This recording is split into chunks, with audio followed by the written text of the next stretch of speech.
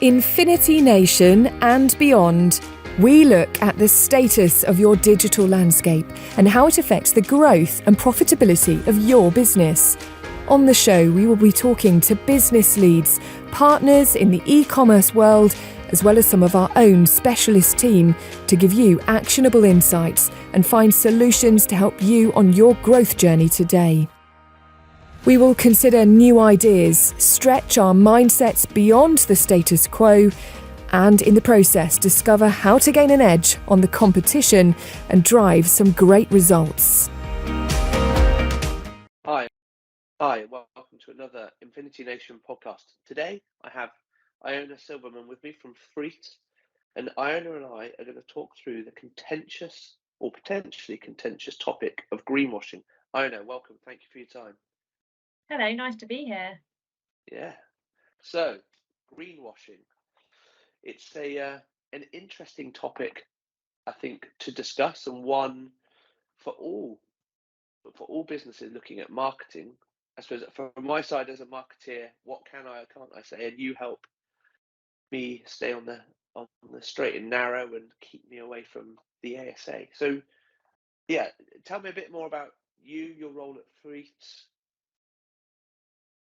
So I'm an intellectual property lawyer, but as part of that, I do a lot of advertising and marketing work. So I advise on the whole gamut of laws as they apply to advertising and marketing. So I work with marketing teams to help them shape their campaigns to just make sure that if they've got any concerns, they're trying to mitigate the risks as they go, rather than once the campaign is live. So it could be on sort of, advertising gambling products or alcohol products, or it could be advertising to children, or it could be working with influencers. And what I'm doing a lot of at the moment is helping marketing teams with green claims, because as you say, it's a pretty hot topic for the ASA.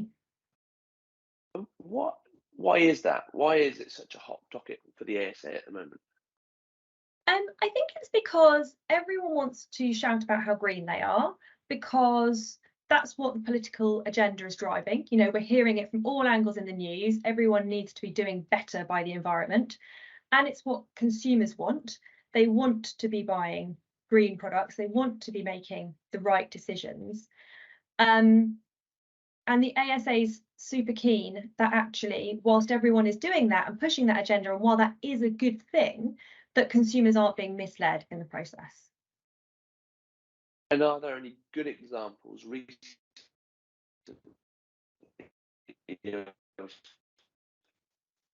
people where have misled listening to this? What is a recent example of where someone may have done some greenwashing? Yeah, absolutely. So the ASA is hot on this. There are quite a lot of decisions on it, but relates to Shell. So Shell, big energy company, they have a big green renewables division, and they had an advertising campaign that related to that. The advertising campaign was actually very detailed, and it said exactly, how they were producing renewables and what cost savings those translated to. And they substantiated that with a lot of data. So they had national grid data. They did all the things you would expect a big company to do in, trying to substantiate those claims and be clear to consumers. However, the ASA still said that the campaign was misleading. And the reason they said that is because whilst Shell do have a big renewables division, they also obviously have a massive fossil fuels division, and they make a lot of money from fossil fuels, and that division is not shrinking. So they've got plans to expand fossil fuels, and the ASA, the Advertising Standards Authority, said that it was misleading to consumers, because they would look at the Shell advert and think, oh, great, Shell's really green. When in fact, yes, some of what Shell's doing is really green, but you have to take it as a whole, and consumers might not see that. So that's probably the most recent example, and it is very interesting because I think it shows that if you're going to make green claims, you really have to not only substantiate them, but think about how they impact the whole of your supply chain, the whole of your business. I think that's a really interesting example. They're not in my best books at the moment, Shell Energy, because I had some solar panels fitted, and due to their own processing of time of paperwork, apparently I won't start receiving any income from my solar panels till almost a year after they were installed. So yeah, I just beggars belief.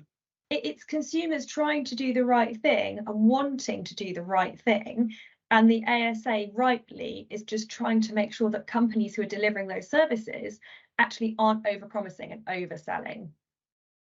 But on the flip side, I suppose from commerciality point of view, if Shell didn't have its fossil fuel entity, and the same with the car industry, would or could they afford the infrastructure and the investment to migrate or move some of this into that scenario? Could Shell be investing in PV, wind turbines, whichever, without the fossil fuel funding that migration? Yeah, I think that's a really good question. And I think, obviously, energy companies, and like you say, the automotive industry, they're massive industries. They are not going to turn around overnight and be clean. They've got a road ahead of them, and they are on that journey to investing in greener and better technology. It's about how they communicate that to the public. So it's about communicating it in such a way that they explain that, yes, they're on that journey. Yes, they're trying to be more green, but explain the steps that they're taking. So the ASA also banned an ad from another energy company called Petronas the week before last on a similar basis, because they said, we're on a journey. We're going to be, I think it was, net zero or carbon neutral by 2050. But actually, when you dug into it, it wasn't clear how they were doing that, and actually they still had big plans in the fossil fuel sector. So I think it's just about being clear and showing the whole picture, really. And is it defined what going green is? Because I don't know, maybe I'm out there on it, but I still have a view that maybe a second-hand car that's already exists, that has numerous spare parts already made, may be greener than having a brand new electrical car made, high carbon footprint. And how is the current electricity made to fuel said electric car? I have exactly the same questions as you, and I really wish someone would tell me the answer. I wish someone could say to me, this is what you need to do, because there are so many factors that play into all of these decisions, and that's why the companies need to be being clear. But it's a good point as well, because there are words that are bandied around like green and sustainable and eco, but what do they actually mean? And that's why when you're making green claims, you need to be quite specific, and you need to say, this product is recyclable. If you say that, the entirety of the product needs to be recyclable, all the parts. Or, this product was made using X percentage renewable energy. You have to be quite specific. Saying this product is sustainable, it doesn't really mean anything, and it's not going to cut it these days. Well, even to the point now where you see these electric cars and they have a green stripe on the number plate. So the DVLA are deeming, is that not greenwashing a car? Yeah. Pushing an extreme version out there, but is it just because it's what substantiates that green bar being on there?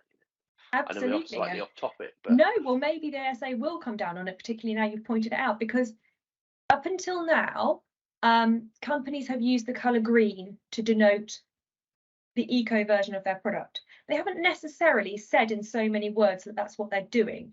So you could argue that actually it's just a choice of colour, it means nothing, and they're not making any claim at all. But I think as a consumer, if you see green, you think, oh, well, that's the green version of that product. And there haven't been any ASA decisions on that exact topic, but I suspect we'll see one. Yeah. So we all want the planet to survive and stay on longer, and for the next generations, that's absolutely key. In addition to that, though, in your view, or from the clients that you're dealing with, what is the benefit to them in terms of putting more time, and it is time and effort, into being green or greener?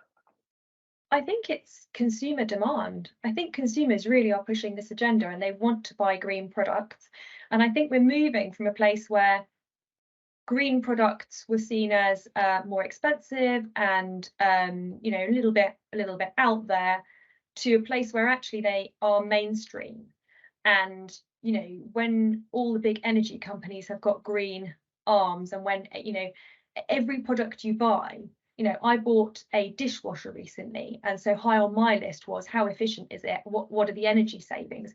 You, as a consumer, you want to know the answer to those questions. So I think, you know, that's what's driving this. It's the greener way of not washing up.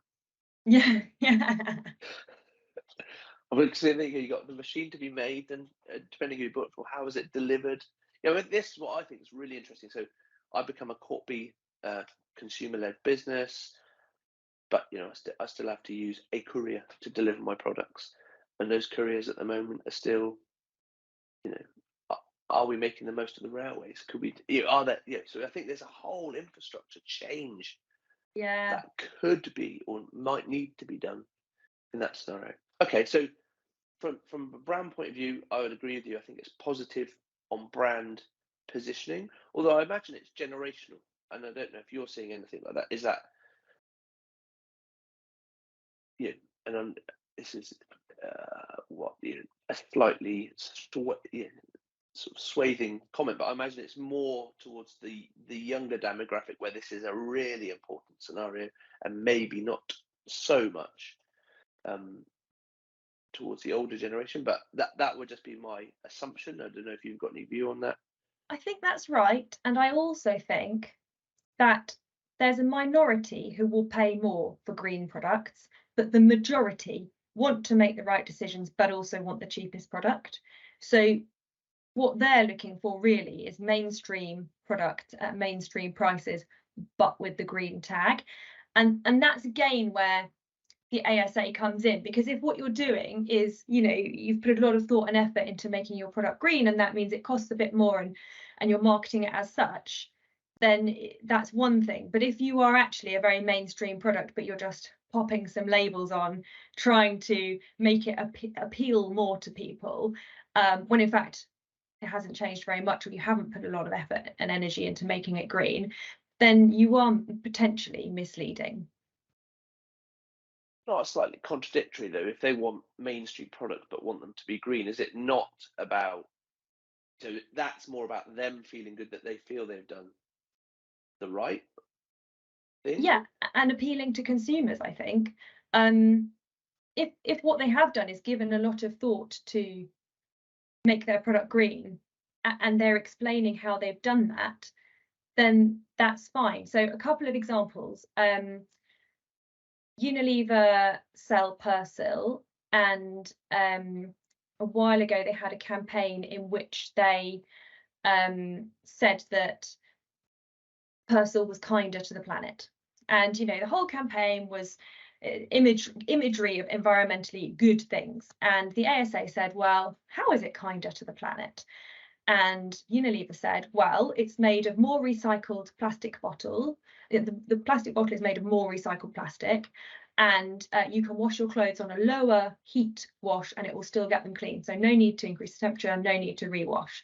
So on that basis, it's kinder to the planet. So Unilever had given thought as to how this product was kinder to the planet, and they had, you know, some things to justify that claim, but the ASA said the claim's too broad. You know, kinder than what? Kinder than your previous product, kinder than a competitor product. What about the rest of the supply chain? That claim is too broad. So it's just about making sure that if you are making claims, they are specific to the changes that you have made to your product, and it's clear what you've done. I think that's an interesting example, because using that, how can I be a green business but my products are made in China and shipped? How does that work? So surely, going back to the point earlier about people wanting mainstream products at normal prices, but you know, if I'm truly green, if I understand correctly, you know, I make a cashmere jumper, I get, you know, it's made with British wool, it's made in Scotland or wherever, low carbon miles, but it's gonna be more expensive because the scale in which manufacturing in this country right now is, unfortunately, is just not there, and the people that can do it. So it's just, minimum wage is high. There's a whole many factors of why to be able to do that locally, which is surely the ultimate in being green, is going to be far more expensive. Yeah, absolutely. That is a sad reality, and some people will be prepared to pay that money and others won't. But I think when you're marketing your product, you need to be clear what green claims you're making. So if you're saying this product is recyclable, but it has come from China and therefore has high carbon miles, you can say that it's recyclable. You can't say it's low carbon, because it's not. If actually your product, yes, has been made locally from local materials, then you can say all of that. And then it is up to the consumer what they take from that. Okay. So there's a fine line in terms of being really clear on what your view on its green element is. And that's the danger territory. Yes. So another interesting example was Innocent Smoothies. They had an advert in which they some of their smoothies were paddling down a river and clearing up some rubbish, and the advert was generally very we're good for the planet. I can't remember the exact claim that they made, but the ASA said, I'm not sure you can say that you're really good for the planet because you come in plastic bottles, and how are you going to substantiate that? So they banned that ad. And a while later, Innocent wanted to run a campaign where they rewilded Trafalgar Square in London, and they were a bit worried because they'd already had their wrist slapped once by the ASA and they didn't want it to happen again. This was a big press event and they wanted it all to go smoothly. So what they did was they put all the information that they had in their press releases. They made it really clear to the press what they had done, what they hadn't done, what the impact was. They gave out all the information. And as such, the event went without a hitch because they were being super clear and they weren't over-claiming or under-claiming. They were just saying, look, this is what it is that we've done. So I think if you're going to make claims, back them up, but then just give people as much information as possible, appreciating that obviously a marketing slogan needs to be catchy and a paragraph's not going to cut it, but can you link back to your website, and on your website have much more information where people can go and understand what it is you do and how you do it? So it just sounds like coming back to having truthful, honest, and transparent communication. That's really, is that really it? Is being really honest as a brand, saying, look, we, to get these to be a right sort of price point for you, we have to have them made in China. They are shipped by the sea, but to give you a product that you want at a price that you want, this is the only way we can quantify it. But as part of that, we, as you say, we're trying to use the best materials, build them to last a long time. Yeah, absolutely, exactly. Give all the plus points, but also give the full picture so people can make the decisions that they want to make. What are the downsides of trying to be green or do this green marketing, greenwashing, if you like? I mean, from my point of view, there's probably quite a lot of time and effort goes into becoming a Corp B. So quantifying that fiscally in the return, is, I suppose it's an investment in longer term and the belief of how important this is going to become in generations to go and generations to come. And I don't disagree with that. It sounds quite complex, or to meet or stay out of ASA's firing range. Yeah, I think all companies want to be green, and they appreciate that there is an investment that has to go into that, but they are prepared to do it because it's what consumers want and it's where legislation's heading. But yes, there is an investment into that, and I think they're prepared to do it, but they want to shout about how green they are to offset that investment and to recoup, to get some brand loyalty. But then the risk is you work so hard at building your green credentials, building that brand, getting brand trust, that one ASA decision against you really counts, because the ASA doesn't have the power to levy fines. All they can do is take your ad down, and they're so slow that by the time they take your ad down, your ad will be long gone anyway. So that's not really a sanction. the sanction is the reputational damage that that does to your brand, and the fact that if the newspapers pick it up and start shouting about it, all of those green credentials that you've spent ages building up and investing in get dashed, and you've suddenly got to climb back out of that hole. And that's very difficult. And do the newspapers go after many people where ASA pull their ads down, or is it just the big They brands? go after the big brands, and they go after the big stories. They don't go after the small ones, but it depends on the brand, because I have some clients that don't really care and who say, well, look, we're just going to do it. It doesn't matter.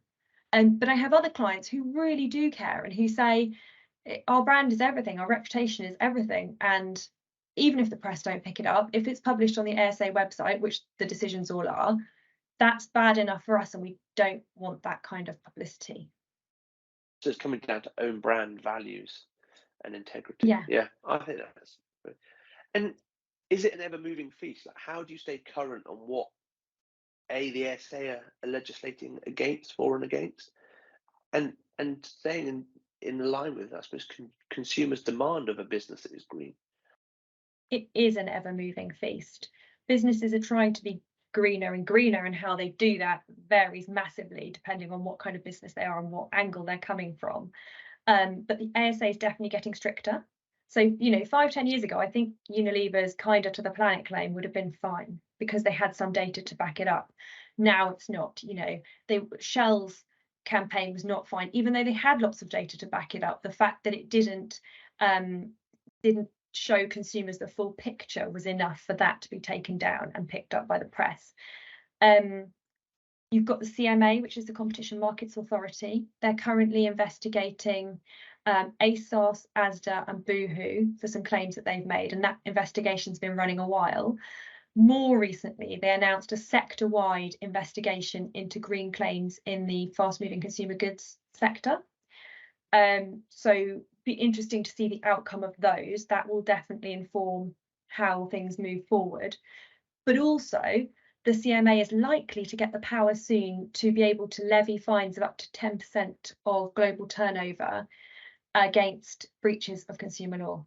And that's going to make a big difference, because it's one thing saying, we care or we don't care about the brand reputation, that the brand damage that this might have. But if you're being fined 10%, I can guarantee that everyone will start to care.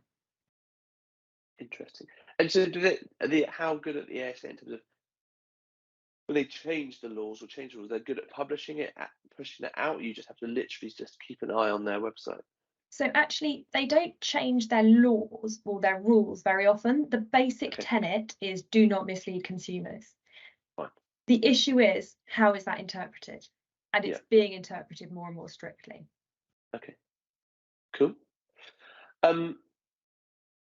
Top tips. What would your top 3 takeaways be for people that are investing in becoming greener, want to market harder, they are a green brand? Any views from you? Definitely. I think top tip 1 is be specific. So think about what your claim is. Think about how you're going to communicate it.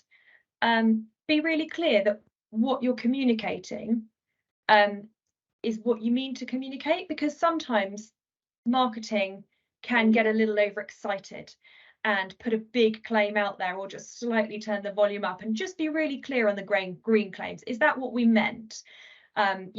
Be quite specific. Secondly, make sure you have the data that you need to back that claim up. And by that, I don't mean that your supplier has the data. I've seen that, the supplier said. I don't really care what the supplier says. You need to have the data to be able to back that up. And then thirdly, think about the bigger picture. Think about, yes, you're making this one quite specific claim, but if that is juxtaposed to the rest of your business doing something quite different, then that will still be in breach of the ASA's rules. So think about the bigger picture and how does it all fit together. And just then, once you've got all of those 3 things and you put your claim and your messaging out there, look at it overall. Could you be seen to be misleading consumers? Could you be seen to be pushing that green agenda too much? It's not about green hushing or silencing the greenness, because we do want green claims. We want consumers to be able to make the right decisions. It's just about being clear and transparent, and like you said, just honest in your marketing. One final quick question. It might not be your expertise. We've talked a lot about the ASA, and I'm assuming that's UK focused predominantly. Is there anything we have to be aware of from an EU or a more global perspective? I mean, I'd say most people listening to this are probably into trading in the EU, the USA. Are they as strict, or is there a bit more free rein? I mean, they are absolutely as strict in most places in the world, and particularly the EU's got new laws coming in which will be stricter. So I'd say, if anything, you need to dig down into detail in the EU even more than you might in the UK. Okay, brilliant. Iona, thank you very, very much for sharing all your expertise and your knowledge on this key topic. I think you're right. It's vital for the future, but one that we need to navigate carefully. Thank you for having me. Brilliant. We'll look forward to catching up soon. Take care. Bye. Bye.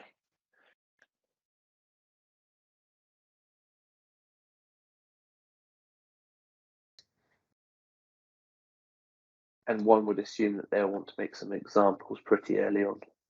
Absolutely. And in terms of advertising, this is definitely an area where examples are made. Okay. Brilliant. Iona, thank you so much as ever. Good to Really catch up nice with to you speak again. to you.